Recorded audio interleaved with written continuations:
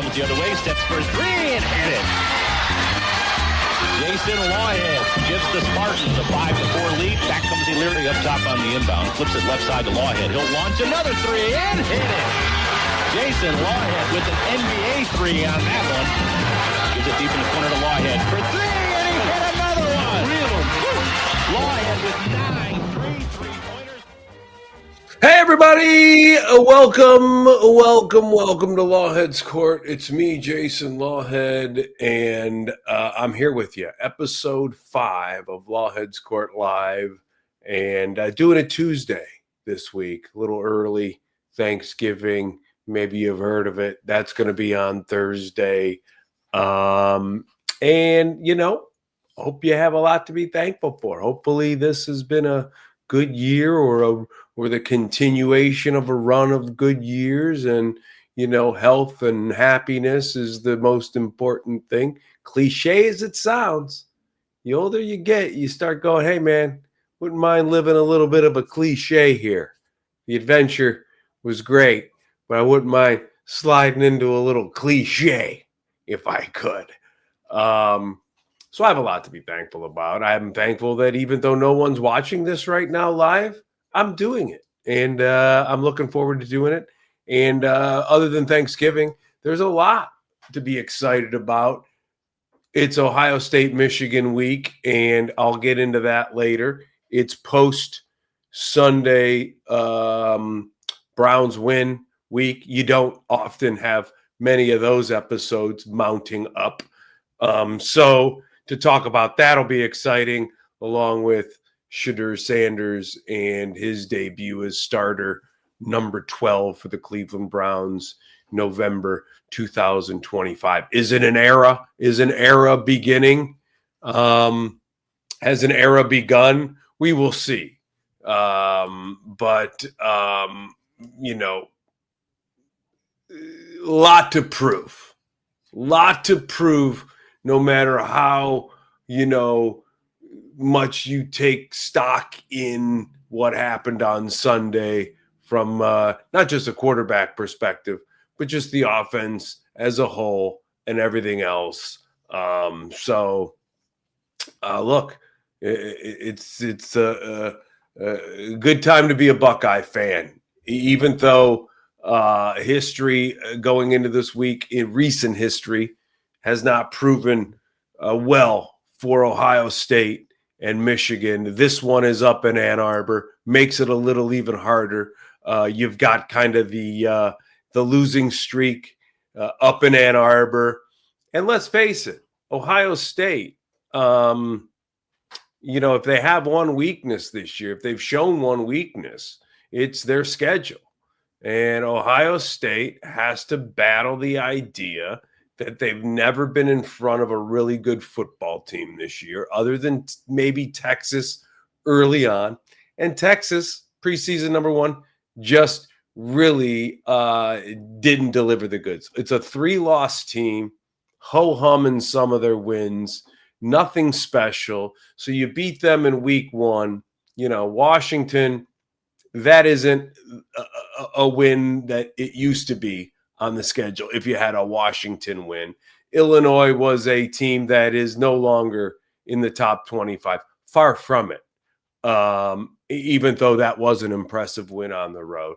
Penn State, an absolute shell of what they thought they were going to be and have been, and that is almost like a start-over project. So nobody else on the schedule really to speak of. Wisconsin ain't your, you know,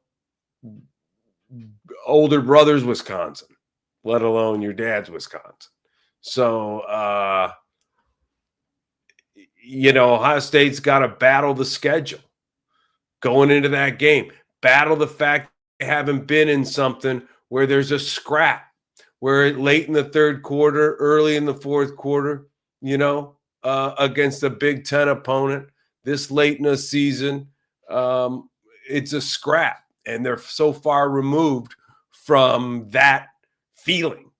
And whatever you say about Michigan, they may not be your John Harbaugh's Michigan, But they still have played in some games where they have had to face that kind of pressure, that kind of big play now, can't give up anything right now, nothing, can't surrender a, yard here, got to get a yard here. It's do or die. Now, maybe they've put themselves into some precarious situations in a Northwestern type game that they shouldn't have been in, but they've also been in some other games. However, when you reflect on their schedule, blowout loss to USC, who's, whatever. They're not the worst USC team we've seen in recent history. They're certainly not the best USC team. They kind of fall in line with the rest of these recent USC teams post Pete Carroll, and that's kind of just by the time week 8, 9, 10 roll around, they've shown you they've hit the ceiling as an 8, 9 win team, 3 loss team, 4 loss team, whatever. They're always going to turn out to be a 3 or 4 loss team. And that's what they are this year. So Michigan gets beat by them and then beat by Oregon. No, Oklahoma. I'm sorry. Oklahoma earlier in the year. And so a lot of their wins, not that great. Not a whole lot. Nothing better than what Ohio State's won on. So in win comparison, Ohio State still has Texas over them. But it's Saturday in Ann Arbor. It's a noon kickoff. Anything can happen. A fumble here, a big blocked punt or something there. A bad decision to go for it on a 4th down or not go for it or punt instead of going for whatever. Somebody makes one of those, and his name's Ryan Day. You could be in for a dogfight. I suspect the Buckeyes win handily. I suspect the national championship, the run of 4 wins through after, actually 5 wins, I believe, after the Michigan loss. I believe that is just the thing that shrugged it right off of Ryan Day. I think he maybe have tried to overcoach in the past, try to be like, we're not going to get pushed around at the line of scrimmage. We're going to go do what they do. We're going to beat them at that. And then he finds himself in a whirlwind, and all of a sudden it's a, low score game, and they've dictated it all, and you can't get out of that pace and you lose. I think he's just going to go let my quarterback and my receivers be who they are, send all the same packages defensively that we've always sent on everybody. Try to sniff out whatever play calls they're going to do. And, Michigan will probably try to implement a few trick plays, especially if they get opportunities to, right? It's one thing to run a trick play in the most head scratching situation. Like if you're Kevin Stefanski, sometimes you're like, what were you even thinking right there? You've got the game, you've got control, or you, flurry it. In certain little situations, sneak attacks when the yardage or the pace of the game is in your favor. I suspect Michigan be throwing something at Ohio State, maybe early, maybe if they are in the game and keeping a game of it, something in the second half, late 3rd quarter, early 4th quarter, something to throw a Day off his heels. I don't think Day needs to do any of that stuff. Day needs to just open up the playbook and call it and let the talent fall where it may and trust everything they've been doing and get them ready to play on Saturday against Michigan. Don't talk about revenge. Don't talk about the streak. Don't talk about anything like that. Talk about how many wins we have in a row right now and how many more it's going to take to win another national title. And Michigan is the next one. That's what Ryan Day and the Ohio State staff, that's how they should be looking at it. And be telling the players, ignore all the media, ignore the social media, ignore whatever they talk about the streak and Michigan owning. Forget it. All right? They cheated for a couple of years. Harbaugh's in the NFL. These guys aren't anything. They're not they're nobodies. So just go out there and play Ohio State football. And that's all they got to do. That's all the Buckeyes have to do, in my opinion.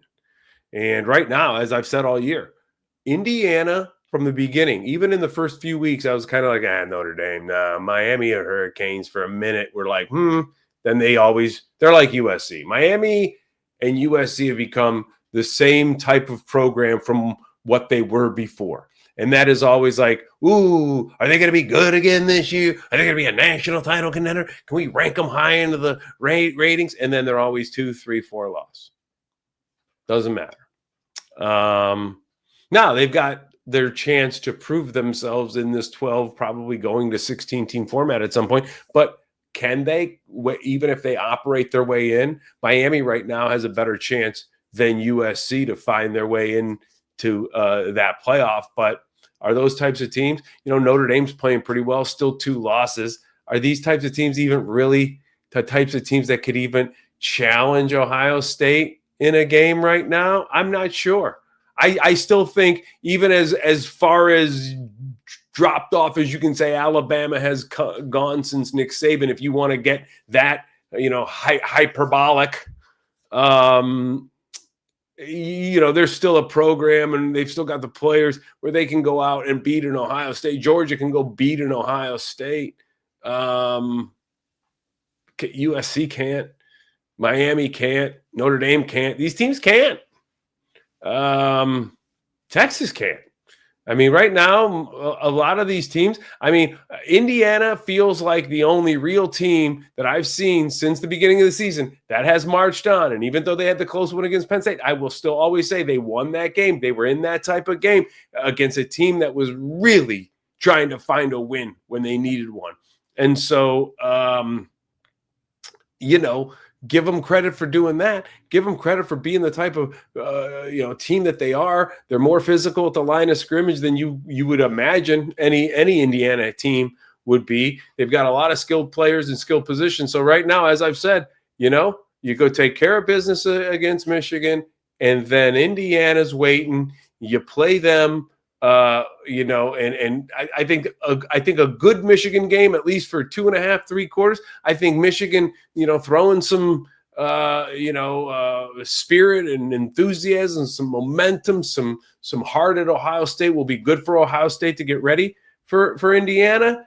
And because I'll tell you what, that's the one thing. Ohio State schedule is their biggest weakness, and the fact that they haven't been in a lot of, have to get after it. Late in the game type of games, if any, since the beginning of the season against Texas, is the biggest thing that you can try to exploit. If you're a team that can get into the game and stay into the game and have the type of players a la Michigan, a la Indiana, a la anybody else that's going to be left to play Ohio State. But right now, if they just keep playing, at the pace that they're playing, I just don't see how anybody right now, outside of one of those big major schools that can just turn it on an evening in prime time, Georgia, Alabama.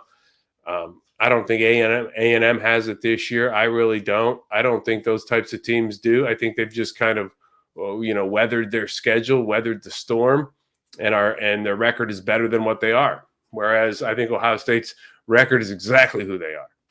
Even though the schedule's weak, it is exactly who they are.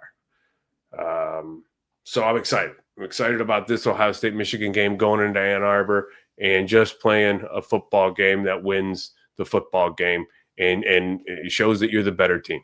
Go out and prove that you're the better team and win the game however it needs to be won. If it needs to be won 24-20, then you win it that way. If it needs to be won 31-28, which I just don't see those kind of points being scored.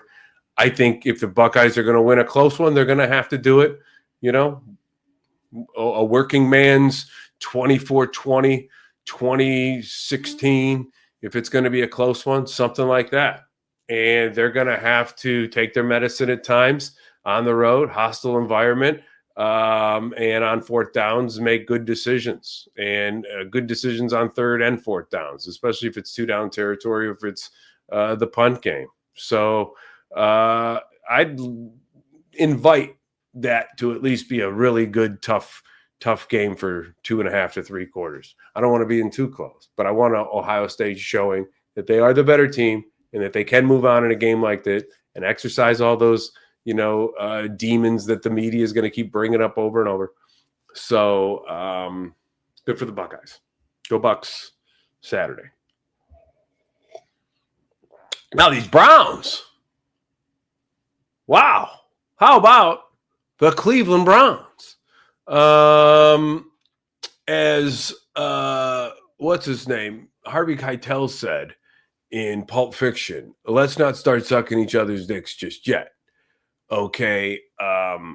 Congrats to Shedeur Sanders for winning the first debut start of his NFL career. Congrats on being a guy that just was obviously the best quarterback that the Browns had, and he is the best option going forward. That's clear.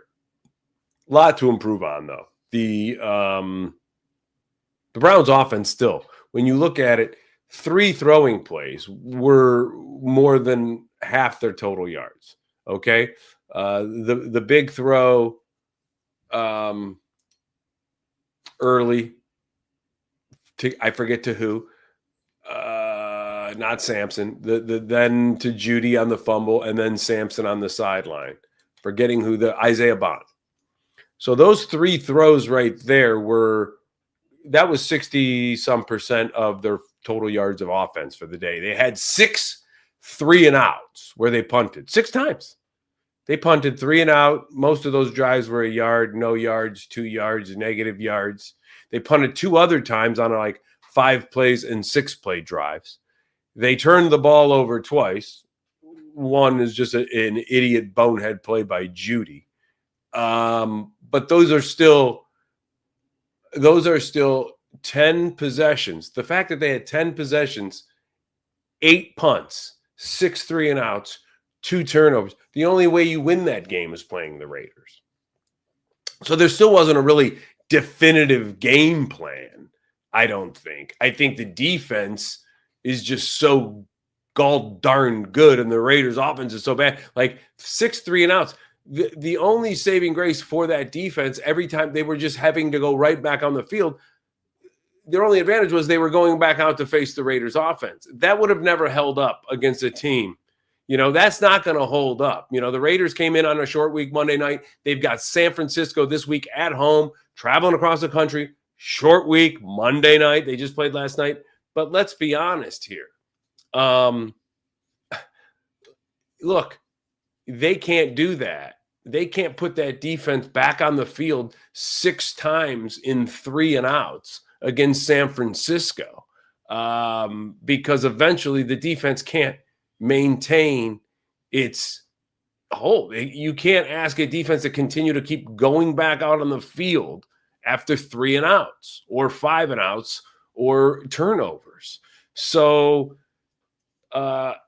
Sanders looked good on a few plays. He really did. But the offense as a whole looked terrible.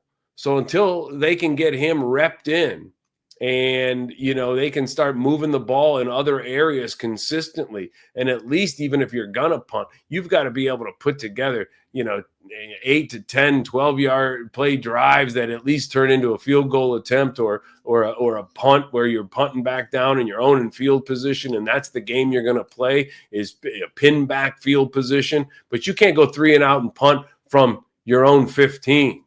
You can't be turning the ball over at midfield or on your side of the field. You can't be, doing that. If you have to move the football, you have to get the ball between the 30s and towards the red zone and get yourself red zone attempts. Because it just isn't going to sustain itself no matter how much Shedeur Sanders looks like the guy and can make a few plays. Defenses are just going to still start sending everybody. And if your offense can't move the chains and can't, play call its way to, designing some type of drive and having like, hey, look, we're playing this team and, points may come at a premium, but we're going to have to, really game plan our offense to be this So even if we have to hand it to the punt game or get it into the field goal kickers game, we're doing this. We've got to limit offensive penalties, pre-snap penalties. We've got to be able to run the ball off tackle. We've got to be able to throw the short, route, the slant. We've got to be able to have an arsenal of these things and not have our quarterback run for his life or hold the ball too long or, so there's a lot of growth that is still going to be happening here. And is Shedeur Sanders the best option to play quarterback going forward off the eye test, even if you were to factor in those terrible stats I just mounted up and it was the Raiders? Yes, he is. Because Gabriel couldn't beat the Jets, but Sanders beat the Raiders. So that's the greater than. Even if you were to be like, oh, no, Gabriel. No.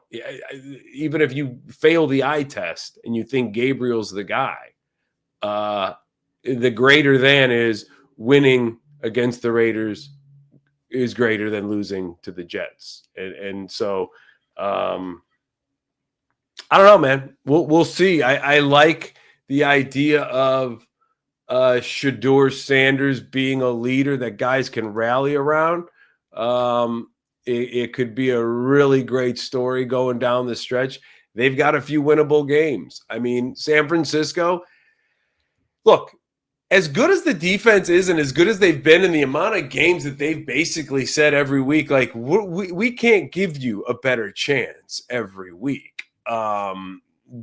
They're capable of winning games by not losing them, but you've got to be able to, operate with leads against good teams.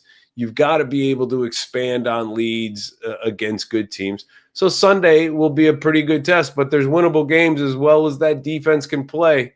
The Titans is obviously winnable. This is, should they win Sunday? Probably not, but San Francisco, short week, flying across country. The ability for the Browns defense to come up big and do big things to keep the offense in the game. They could theoretically they could win. They could beat some of these teams they have left. Cincinnati's left on the schedule. Pittsburgh, who's kind of flailing, left on the schedule. Bills left on the schedule. That's going to be a tougher game for the amount of pressure that the Bills offense can really put on a team like Cleveland. That Cleveland isn't a tit for tat offense. I don't care if Sanders is going to grow into the best quarterback he can grow into. They are not an offense that can go tit for tat, but they can beat a San Francisco. They can obviously beat a Titans. They can beat a Bengals. They can beat a Steelers. Will they is one thing. Do I expect them to? Do I expect Shedeur Sanders to go out and win these games? No, I don't expect him to. But to go out there and not lose these games and be able to improve on the stats that don't look pretty against the Raiders. The 6 3-and-outs, the 8 punts total. Most of all your yards were on 3 passing plays. Total yards offense came on those 3 plays, which are great. But look, San Francisco is not going to let you get away with those kind of plays, especially if they're stuffing you for 3-and-outs. If the Raiders are stuffing you for 6 3-and-outs, imagine what teams like San Francisco coming at you are going to do. And even Pittsburgh, for that matter, with them fighting for a playoff spot later in the season. So uphill battle going forward. You got the Raiders out of your way. That's almost like a scrimmage game. And but he's definitely the best option the Browns have at quarterback going forward. But that's about it. That's about it I have for my Buckeyes and my Browns synopsis. The NFL playoff picture kind of just, moving a little bit, moving and shaking. The AFC, even with the Chiefs, huge win, keeping them in it. Because I'll tell you what, if the Chiefs don't win that game, Jacksonville wins, Baltimore wins, Texans are back above 500 with that big Thursday night win over the Bills. The Chiefs would have been in real trouble at 5-6, looking at the playoffs, which I was the guy. I bet the future back in May. I told everybody to take it. Chiefs to miss the playoffs. But anyway, Thanksgiving. Hope you have a great Thanksgiving. I'm going to be cooking a nice Cornish hen. We're chilling. Me and the wife are just chilling for Thanksgiving. And she's, mostly, she's basically vegetarian, vegan stuff. So she's going to be doing all that kind of stuff, eating the side dishes. We got mashed potatoes. We're making macaroni and cheese. We're making Brussels sprouts, roasting some Brussels sprouts. She's making a pumpkin pie. I'm going to bake and kind of marinate and brine a little Cornish hen. We're going to have a little corn. We're going to have all kinds of good fixins. It's going to be a lot of good fixins here. Big salad. I'm going to make a couple of fresh loaves of bread. We're going to have all kinds of good stuff. So hopefully you have a great Thanksgiving. I'm going to cut this one short since it's Thanksgiving week. And I got my Buckeyes talk. I got my Browns talk. It's Michigan week. The San Francisco 49ers coming up next week. And we should have a good time. It should be a great time next week when we get back together for Lawhead's Court Live. Thanks for tuning in. 1, sometimes 2, a lot of times no people. Peace.